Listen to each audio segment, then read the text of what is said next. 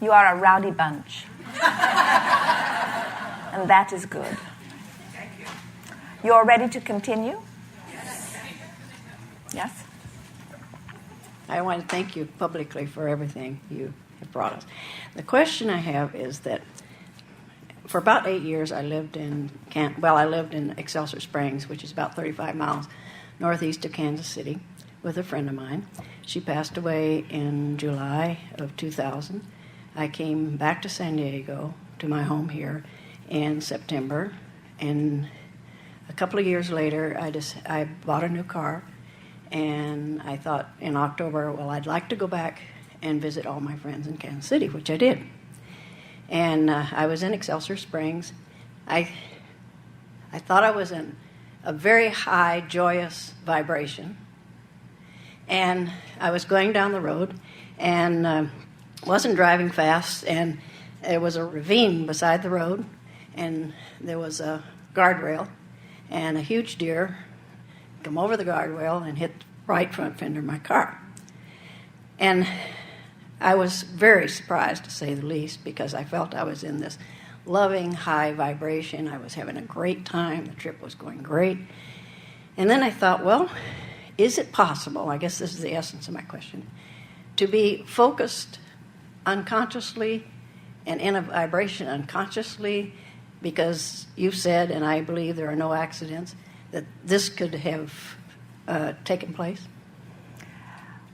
It's a very important question. Is it possible that I'm offering vibrations that I don't know I'm offering? And the answer to that is yes, of course. Mm-hmm. But there are a number of things that we want to chew about this, and so we'll just take our time as we move through it, because every now and again someone will ask a question like this. They will say, I'm driving down the freeway and I'm listening to happy music and I'm feeling very, very good, and I'm pulled over by a policeman and given a ticket. Now, how can that be? And we say, there are vibrations within you that are dominant vibrations, and there are vibrations within you that are vibrating right now. And sometimes the question is, isn't what I'm vibrating right now my dominant vibration? And the answer to that is, it might be, but not necessarily. Now, let's say that again. Isn't the vibration that I'm offering right now my dominant vibration? And we say, well, if you find a positive, good-feeling vibration, and you focus upon it, and you practice it, and it comes to you easily, then it could very well be the most often activated and therefore dominant vibration. So then the question is it possible for me to find some good-feeling vibration in the moment and have something happen to me that's not a perfect match to that vibration that I'm having in the moment? And we say, yes, and what that means is the dominant vibration is different from the vibration in the moment. So what we've been talking about all day here today is making the effort to, in this moment, activate a good-feeling vibration with the intent of doing it often enough that it really becomes the vibration that is most activated and therefore most dominant, and therefore that's what begins to manifest. And that's why you often hear us ask the question, yes, but how do I really feel? How do I really feel about... So let's talk just a little bit about this trip going back. Now, how long after your friend died did you leave there? About a month. And how many times have you been back since then? This was the first time. So is it possible that what you were feeling around all of that was sort of right there where you last left it?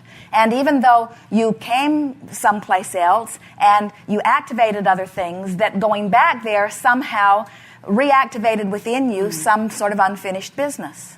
I see. And don't you think it's interesting that a deer would jump right into your automobile as a sort of literal manifestation of that unfinished vibration? I don't quite follow you. Well, let's chew on it just a little bit. So when you left there, what do you think your dominant feelings were? Sadness, because my friend had passed away. So it was sadness, and it was around the subject of death. Yes.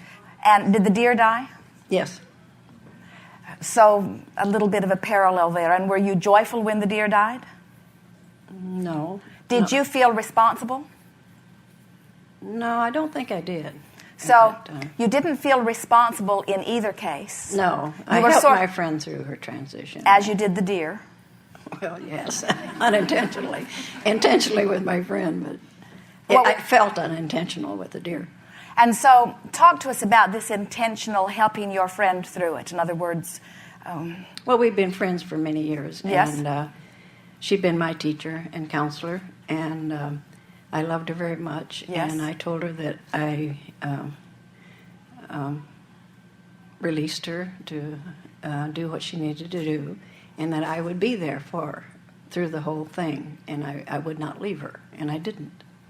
And I felt very, I felt I accomplished what I wanted to accomplish, and that I did what I told her I would do. well, we think so too, and we think all of that is just fine, and we would not try to change any of that if we were standing in your physical shoes.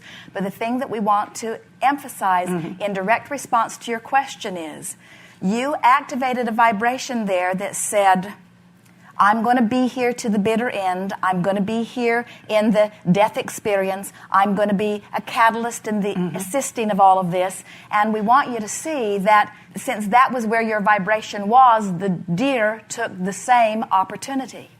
Well, that's interesting. I never thought of it that way. Thank you for that. Everything is always a vibrational match. Now, then the next question that usually comes up with most people is, well, was the deer really ready to make its transition? Or did the deer just have an unfortunate accident? And we want to say to you that if a deer runs into a car, it is much more deliberate than if a person would run into a car. In other words, the deer knows what it is doing. It was inspired from a broader perspective. We're not kidding you about that. It rendezvoused with you to help you to understand where the vibration was that you left there. And when you think about it, wasn't it a perfect match? Wasn't it almost the identical experience? And so it's sort of like you returned there with that same vibration going, even though you really wanted to have a whole different reason for going there. Now tell us again, what was your reason for going back there? What was the reason for the trip? My friends had been asking me to come back, and I wanted to go back and visit with them. I love them very much, and they love me, and it was a wonderful experience. And so would you say that this deer jumping into your car was a significant part of your trip or just a small, insignificant part of your trip? Well, I felt I had a decision to make. I could let it ruin my trip, or I could go on and enjoy my trip, and I chose to go ahead and enjoy my trip. In the same way that you could let your dear friend's death ruin the rest of your life, or you could go on and enjoy your trip. Thank you. Thank you. Yes, indeed. Thank you very much. Yes, indeed.